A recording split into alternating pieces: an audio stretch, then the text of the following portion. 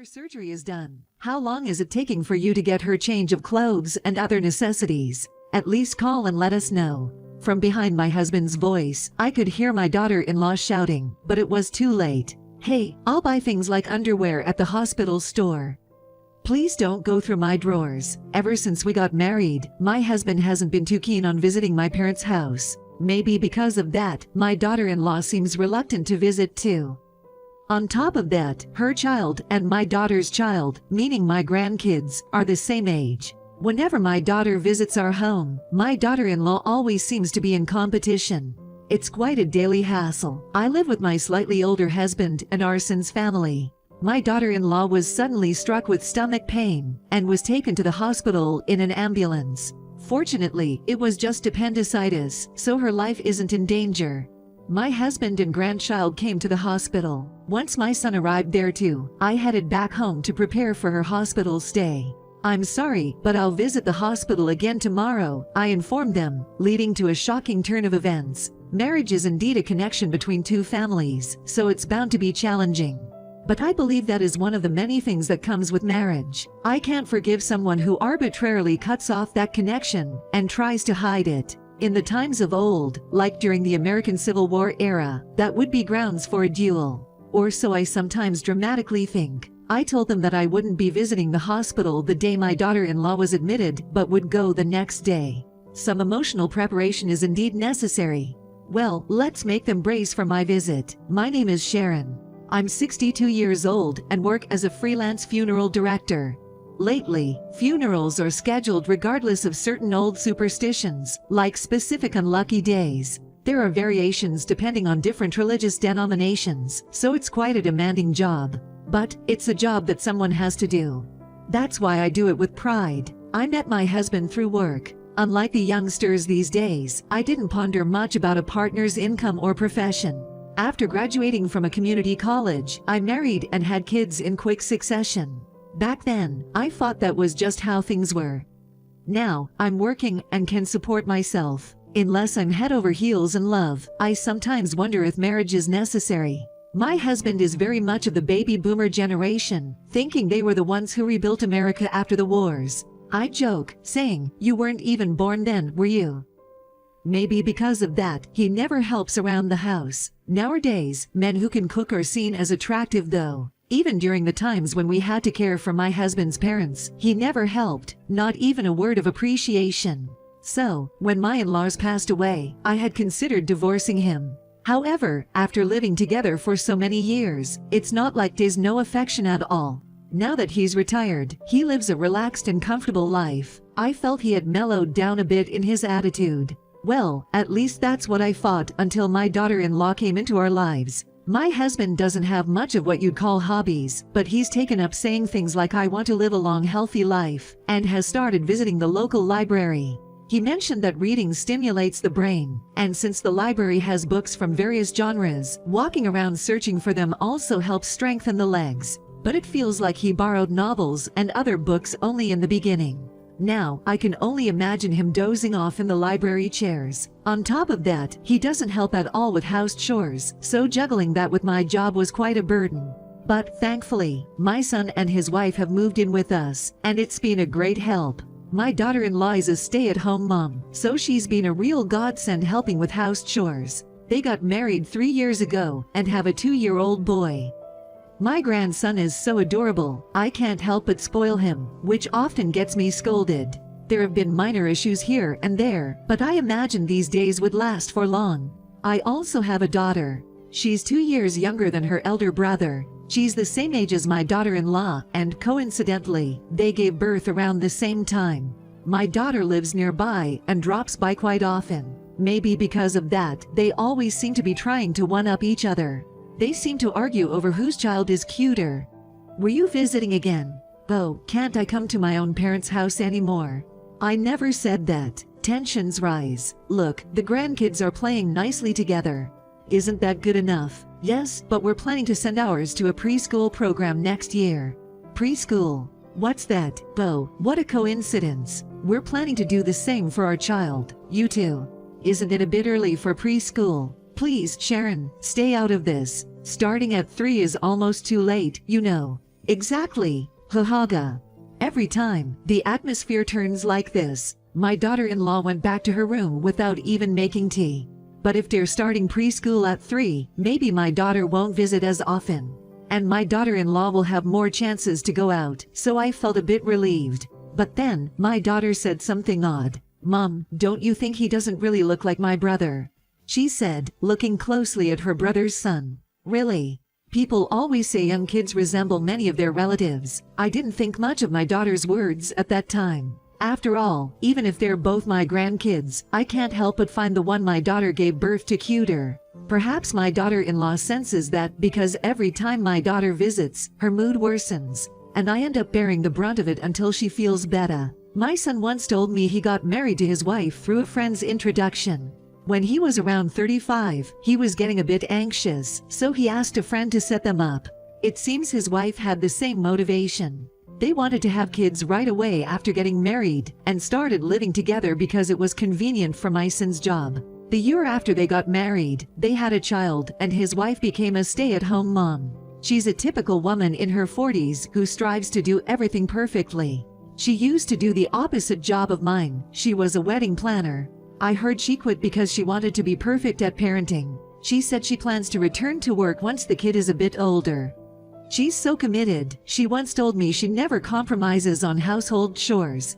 During her single days, she had gotten her share of bridal training. She always decorates with seasonal flowers and is picky about her ingredients. She even changes the scroll in the living room alcove with the seasons. She's a great cook and keeps the house spotless. On the flip side, since she moved in with my son, she won't let me do a thing. "You must be tired from work, Sharon. Please, take a rest." "I'm fine. Just this much. This is my job," she'd say, not even letting me help with the dishes after meals. Moreover, she made various changes in the house, even reorganizing the workflow of household chores. She apparently rearranged the contents of drawers too. She even labeled things so we can immediately know where everything is. My elderly husband found it very convenient and was full of praise, but I felt more and more like it wasn't my home anymore. "Sharon, you put the towels in the wrong place again." "Oh, sorry, old habits." I'd be constantly getting scolded. I wish she'd at least discuss with me before moving things around. My husband, from the baby boomer generation. They say folks from his time like to do things as a group and are sensitive to trends. But my husband wasn't influenced by these tendencies and dislikes being in groups. And of course, he's not into trends. Maybe that's why, but he has always disliked dealing with my family. He has been like that since we got married. These days, they say we live in a century where people can live up to 100 years. There are surveys saying the average lifespan for men is around 81, and for women, it's 87. My father passed away from an illness 2 years ago. He lived slightly longer than average, making it to 83. My mother now lives with my younger sister, who's 3 years younger than me. One day, out of the blue, my husband asked, "Is your mom still, well, alive and kicking?" "Yes, her blood pressure's a bit high, but otherwise, she seems fine." I heard the average lifespan for women is around 87. So, what's your point? How old is your mom now? She's 87. What are you getting at? Guess her time's almost up. You should tell her to be careful. Why bring up such an ill omen? Well, you are a funeral director, after all. With that, he quickly left the room. Suddenly, I was left speechless. All the memories of my life with my husband flashed before my eyes, like how he wasn't supportive in raising our kids, and the caregiving for his parents. His lack of involvement with my family was another. The more I recalled, the more I realized there were countless incidents. I began to feel that there were limits to my life with him. My mom isn't in the best of health, but thankfully, my sister lives with her. My sister is a single career woman. Apparently, they've extended her retirement age, so she plans to work until 65. Lately, I've heard that single people in their 50s and above are increasing, so it's not a rare story. According to a 2020 survey, 1 in 4 men and 1 in 6 women remain unmarried throughout their lives. Maybe it's because my husband doesn't interact with my family, but my daughter-in-law doesn't speak too highly of them either. Your sister is still working, isn't she? Yes, she is. Well, she's single and a very diligent person. So, she must have saved up a lot of money, huh? I wondered what she was trying to get at. My sister's savings have nothing to do with my daughter-in-law. It felt a bit nosy, and I had no clue what my daughter-in-law was trying to say. One day, we gathered at my family home for my father's third memorial. The last time she came, my daughter-in-law made a comment right off the bat, and she did the same this time too. "Doesn't anyone clean out your family house? My mother is old, and my sister is busy with her work. Still, isn't it a bit too messy?" To make matters worse, my husband chimed in. "Once the memorial service is over, let's head back. Enough. Both of you need to stop." Then my sister stepped in. "I did my best to clean. It's Dad's third memorial. Please stay until the end. I beg you." She even went as far as to kneel down. Seeing my sister's gesture, my husband and daughter-in-law finally quieted down, and the situation calmed. The memorial ended without any more issues, but my husband and daughter-in-law left without touching the sandwiches and other food we prepared. My son and I felt terribly sorry toward my mother and sister. When we apologized, they reassured us that they didn't mind, which was comforting. However, I decided never to invite my husband and daughter-in-law to my family home again. My husband has always been stubborn, but he's become even more so since living with our daughter-in-law. Or rather, he seemed to do whatever she says. Then, one day, my daughter came over to our house with her child. There seem to be many children's preschools these days, and they went for a trial. That's what she came to tell us. Her child drew a picture at one of those preschools trial, and was praised for it. I couldn't help but express my joy. "Oh, really? That's amazing." Apparently, my daughter-in-law overheard and felt overshadowed. Without saying a word, she left. I couldn't believe it, but she quickly took her child to a preschool trial. She seemingly couldn't stand being outdone. About 2 hours later, she came back and told us that her kid drew a picture and got a praise for it. My daughter-in-law looked visibly exhausted, and I felt bad for the grandchild she seemed to be constantly chasing after. I wondered if she was just overwhelmed. When I said, "That's good," I probably had a tight expression on my face. She then said, "Sharon, you clearly favor your own daughter's child more, don't you?" She made this remark almost dismissively before vanishing into her room. Later, I learned she'd spoken to my husband, who told me, "Don't have your daughter visit so often. She's married off now." I was taken aback by his defensive attitude towards her, and retorted, "It's fine if my daughter wants to come back home once in a while." Yet, he just pretended not to hear, and turned his back on me. Just in case, I called my daughter, and asked her not to provoke any situations. Then, one day, my daughter-in-law, who always tries her best, complained of severe stomach pain. My grandchild informed me, but she said, "It's nothing serious." I noticed her sweating abnormally, and kept urging her to go to the hospital. However, she kept insisting she was fine. I tried getting my husband to convince her, but she remained adamant, saying she'd be fine with a little rest. So, for the first time in a while, I was doing the housework. It was fortunate that I had the day off from work. Later, I heard her groaning in pain, so I finally called an ambulance. I accompanied her, and soon after, my husband and grandchild also arrived at the hospital. Upon reaching, she went straight into surgery. It turned out to be appendicitis, but luckily, it wasn't life-threatening. I contacted my son, and while he was accompanying her, I went back home to prepare some things for her stay. Since my daughter-in-law moved in with us, things have been moved around. Even things I usually kept in a particular spot were moved. First, I found her insurance card and toiletries and packed them in a bag. As I thought about packing some clothes for her, I opened her drawers. While searching, I wondered if she'd be upset if I touched things like her underwear. I had a hard time finding the drawer with her underwear because there was no label on it. I finally found it, and her underwear was neatly arranged. I also noticed a box, about the size of a standard sheet of paper, inside the drawer.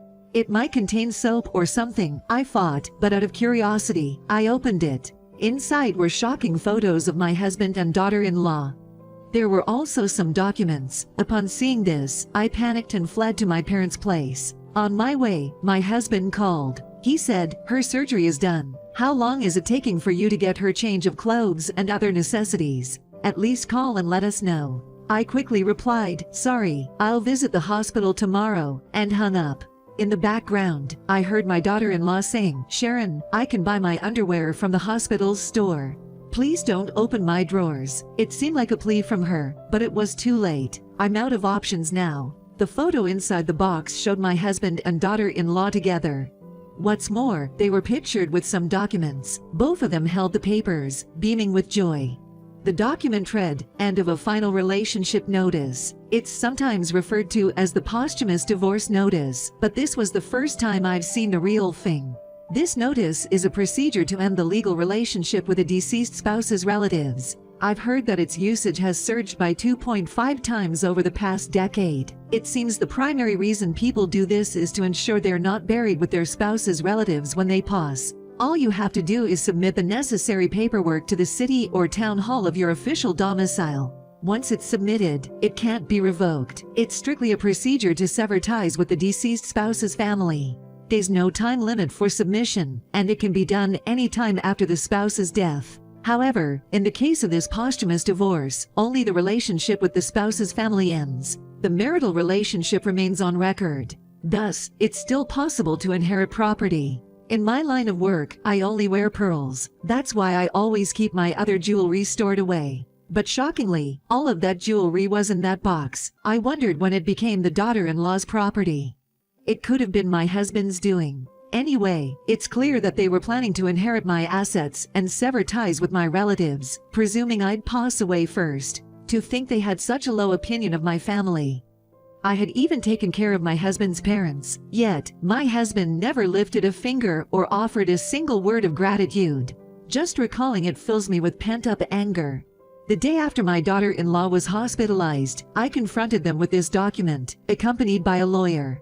"Why are you coming to the hospital now? Isn't it a bit late?" I had some discussions with the lawyer.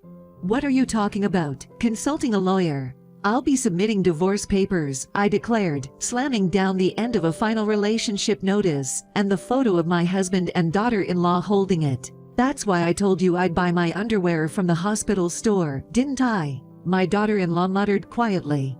"Huh. That's not the point, is it? It's not like I'm saying I want to divorce you, right? It's a document that says you want to cut ties with my relatives. It's the same thing." I never received a single word of consolation when taking care of my husband's parents. Even until now, he always hated going to my parents' house and even made my sister apologize on her knees. Things in our home change constantly without notice, making me uncomfortable. My jewelry was even mixed in a box with documents. I finally let out all these grievances that I've kept to myself for so long, and I can't even remember all of them. "Please calm down, Sharon," my daughter-in-law said anxiously. But my son retorted, "What the hell are you doing behind my back? Dad too." Just then, my daughter entered the room. "Oh, you came to visit me." Trying to lighten the mood, my daughter-in-law, always good at putting on a front, forced a smile. "Is it appendicitis? Maybe they should remove some other bad bugs too." "What are you talking about?" "Ow, ow, ow." Probably not the best topic a day after surgery. I hope her wounds don't get worse. I did my research. "Your child isn't my brother's, is it?" "What? No way. That's impossible. My brother was used by this woman." "I've done my research. My son was lost for words. You had a relationship before meeting my son." We'll let the lawyer explain the rest. Before I came to the hospital, I had called my daughter. She said she had something to tell me, which was surprising. It's not the child's fault, but if it isn't my son's child, that's a different story. Seeing me distraught, my daughter called a lawyer. She left the hospital room with her 2 kids. Naturally, this wasn't a conversation for young ears. My daughter-in-law had been dating someone before she met my son, but that man was already married. Around the time she was considering breaking up with him, she was introduced to my son, and they got married. When she realized she was pregnant, she was in disbelief, meaning she was seeing both the married man and my son. My daughter, noting the child doesn't look like my brother, had a DNA test done. It confirmed they weren't related. She also had a private investigator look into it. Confronted with the facts, my daughter-in-law finally broke down in tears. "It's not what you think. I wasn't trying to deceive anyone." "But you did. Why can't we just go on as we have?" my husband said, who seemed too relaxed about the situation. "I'm getting a divorce. Do as you please from now," I said, leaving the room. I didn't say I wanted a divorce. He called after me, but I pretended not to hear. "I'll go to my mom's parents' place too. I'll send the divorce papers later." Just when I thought we were living a truly happy life, my daughter-in-law sobbed uncontrollably upon hearing my son's words. She couldn't keep up the facade anymore and cried out loudly.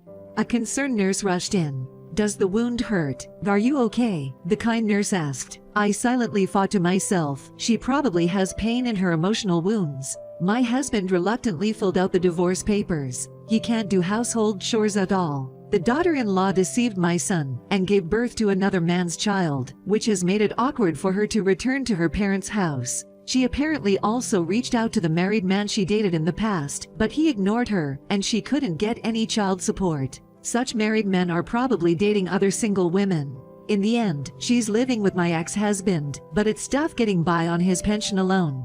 Sending the kids to preschool. That's just a pipe dream. The daughter-in-law seems to have resumed her job as a wedding planner. But juggling that with childcare is tough. Moreover, she's still saying she won't sign the divorce papers from my son.